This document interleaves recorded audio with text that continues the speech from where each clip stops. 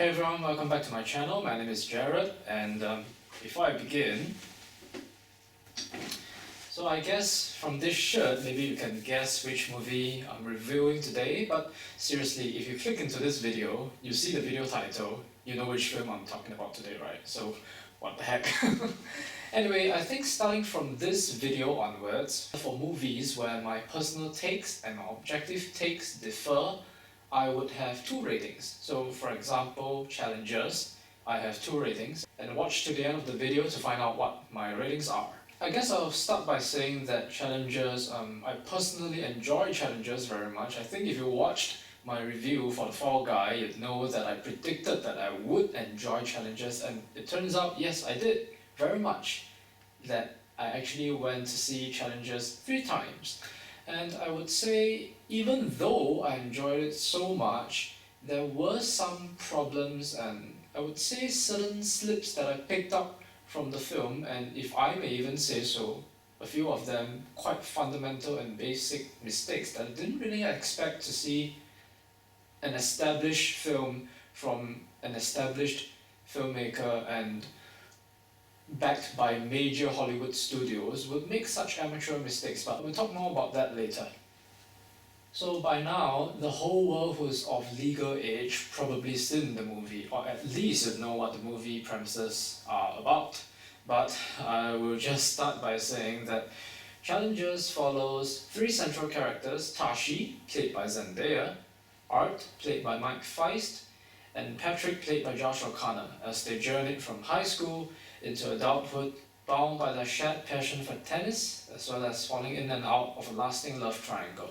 Now, I like to say that Luca Guadagnino is a filmmaker who takes on a variety of projects and who has made movies that span across different genres. But I guess I can also say that he's very familiar with this kind of films. So what kind of films, you ask?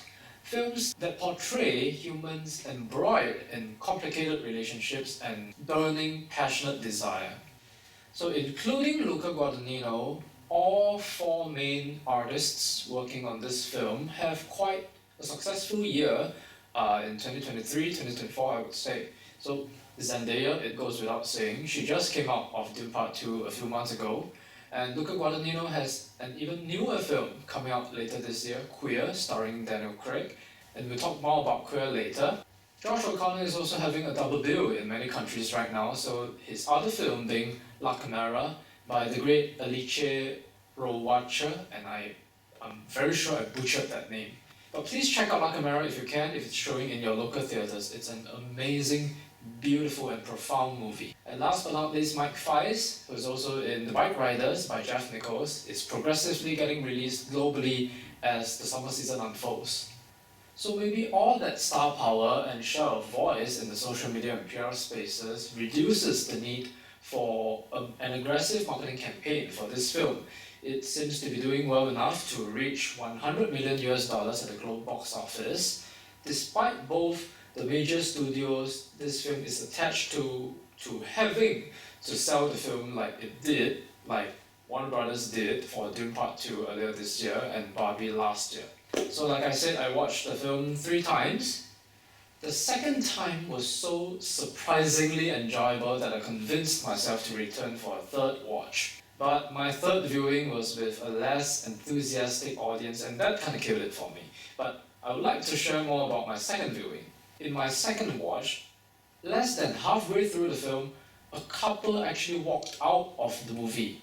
I was quite shocked by that, but now I guess in hindsight, as I look back, I'm not as surprised as I was now. Firstly, the branding of Challengers literally has the 2 words sexual tension spelled all over it. Not to mention, and this is kind of a minor spoiler, so beware, for audiences who have very strong opinions about cheating in relationships, I think they might not appreciate how Challengers portrays cheating in their love triangle, even though it's quite common in a love triangle, right? So anyway, I digressed. Back to my 2nd viewing experience. Let me just say that the rest of the audience was so immorally and unethically invested in the story There were audible sighs and laughter and gaps. So for those of you who watched the film, you know which scenes I'm talking about, scenes that would generate such reactions, right? And I genuinely didn't think I was going to join such an audience, and it made my second watch so much fun. Now, onto the film itself, I think it's not an exaggeration to say that Challengers is a visual feast to watch. Of course, it has nothing in terms of skill as compared to, say, Dune Part 2, right? Since Zendaya is also in it. But third-time collaborator of Luca Guadagnino, the cinematographer, Kun Sang-bu Muktiprom, did an incredible job. So there were some perspective shots or points of view shots, literally, in the film that were fabulous to look at. And they were used in moderation, so just the right amount to impress the viewers. Fantastic. Needless to say, Trent Reznor and Atticus Ross's score, such a banger. I usually don't really like to know too much of a movie that I'm walking into that I haven't watched, but I guess I appreciate this time round for all the social media mentions about Challenger's score, which got my attention walking into the film. After I finished Challengers, my first watch, on the way back home, I had the score blasting in my ears on Spotify. Now on to the writing. Personally, I admire Justin Kuritsky's writing. It's not perfect by any means, of course, but it's successfully churned out lines that I think people will label as classic quotes decades from now in the future. And if you don't already know, Justin is the husband of Celine Song, who wrote and directed Past Lives, one of my favorite films last year. And what's a common thing between these two movies, Past Lives and Challengers? Love triangle. So who knows, maybe we are seeing a new pair, a new Noah Baumbach and Greta Gerwig in the making.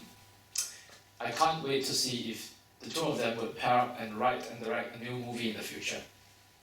Now, acting-wise, I guess really everybody would just focus on the three central characters, right? The three leads, I think they did alright together, but I wouldn't say any of them clearly stands out from the other two.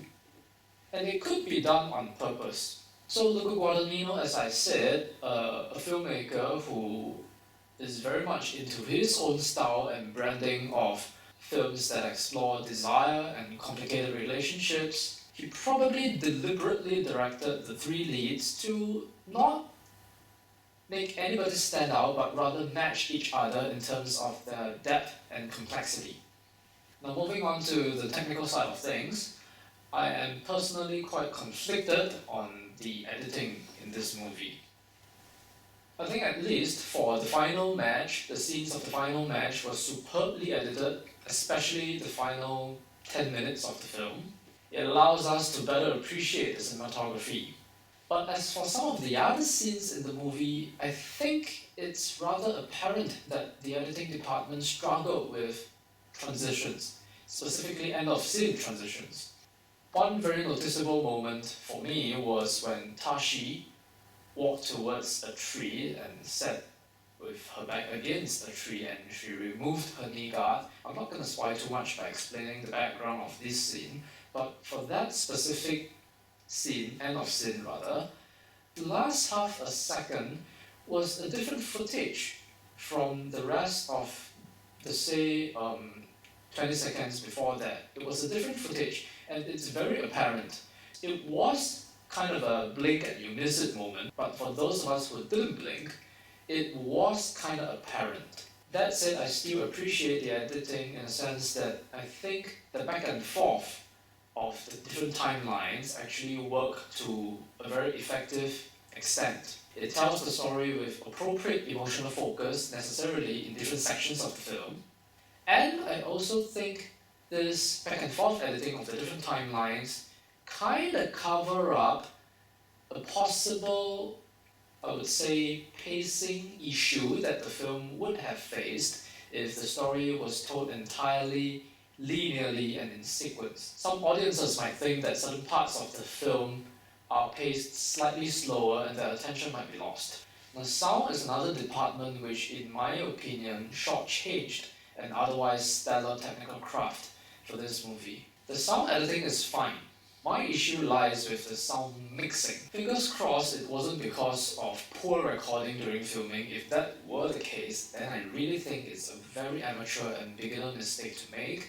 But I think the post-production sound mixing was a little messy. There was one scene in the sauna. The piece Brutalizer 2 was playing. The music, the mixing was so loud, the volume was so loud that Art and Patrick's conversation had to be adjusted, had to be tuned up. And in my first viewing, I nearly thought that somebody was messing around in the projection room. So it really goes to show how amateur some of these slips and mistakes really are. And it's surprising to me, to say the least. Now, having said all of that, do I think Challengers is a bad film? Definitely not. But what are its chances at the Oscars next year? Let's talk about it. So I think Challengers is worthy of Oscar discussions. I would specifically devote 2 conversations to cinematography and score. Do I think these 2 categories will make it in the end? Unlikely. But before I continue, let me just categorically get the top 8 above the line categories out of the way first. Yes, including original screenplay, which I mentioned earlier that I really like Justin's script, who I would personally very much nominate. So what works against Challengers at the Oscars? The most significant factor, I guess, as everybody knows by now, is that Luca Guadagnino has a newer film, Queer, coming out later this year, and that to me really is Luca's ticket to the Oscars next year. Even if everything crumbles, at least Daniel Craig still has a shot at making it in the best actor lineup in the end. Another obstacle for Challengers, but in the same logic with my first factor, is that it is neither Amazon MGM nor Warner Brothers' pick to champion for at next year's Academy Awards. Why? Both studios have, I would say, more awards-friendly movies that they can campaign for. Let's start with Amazon MGM. They are the smaller and newer studio. So I'm predicting that they would give more attention and focus to the Nickel Boys. Whereas for Warner Brothers, they are practically spoiled for choice for the movies that they can campaign for next year. Dune Part 2 takes the lead. They still got Furiosa, a Mad Max saga, Joker 2 or Joker Folie à Deux, even Lee Isaac Chung's Twisters, and even Mickey 17 by Bong Joon-ho next year, if the release kind of makes it within the timeline in the end. So strategically, I would think all films considered, it's kind of ludicrous for Warner Brothers to overly campaign and champion for Challengers, which in the end they might not get it nominated in more than 2 categories, who knows. And yes, I know campaigns aren't everything, and from time to time at the Oscars we see that individual merit does get the nominee or winner across the line in the end, and that's very encouraging. But like I mentioned earlier, some of the flaws and imperfections of Challengers, they are rather apparent, if not really fundamental, to the point where it might just shoot itself in the foot. But to me, and I speak for myself, for me personally, if next year Kun Sang-woo and Reznor and Ross get nominated in the end for cinematography and score respectively, I will scream in joy because they deserve it. So finally, my ratings. Now, for me personally, I really dig Challengers. If you followed me on Letterboxd, you would see that I gave it 4.5 stars after my second watch. And if you haven't followed me on Letterboxd, what are you waiting for? But my semi-professional objective take on Challengers is it's a 7.5 out of 10 kind of film. So actually, in my blog written version of this film review, I gave it 8 out of 10, which is an average, I guess you can say. And that's it for Challengers. Now, I'm not going to repeat the same old conclusion, but I would like to take this time to give some airtime to 2 films that I'd like to promote, which I mentioned earlier in the video. La Chimera, starring Josh O'Connor. If it's showing in a local cinema near you, please go and watch it. And The Bike Riders, with Mike Fice in it. It's coming out later summer this year, and for sure I'll cover it on my channel. So thanks a lot for watching, that's the end of the video. But before we end, so remember, as always, I will link my blog return version of this film review in the description below. Be sure to check out. I spoke about certain things that I didn't mention in this video. And vice versa, this video, I also shared about certain things that I didn't talk about in my return version. So follow my socials, Letterboxd, Twitter, and of course check out my blog.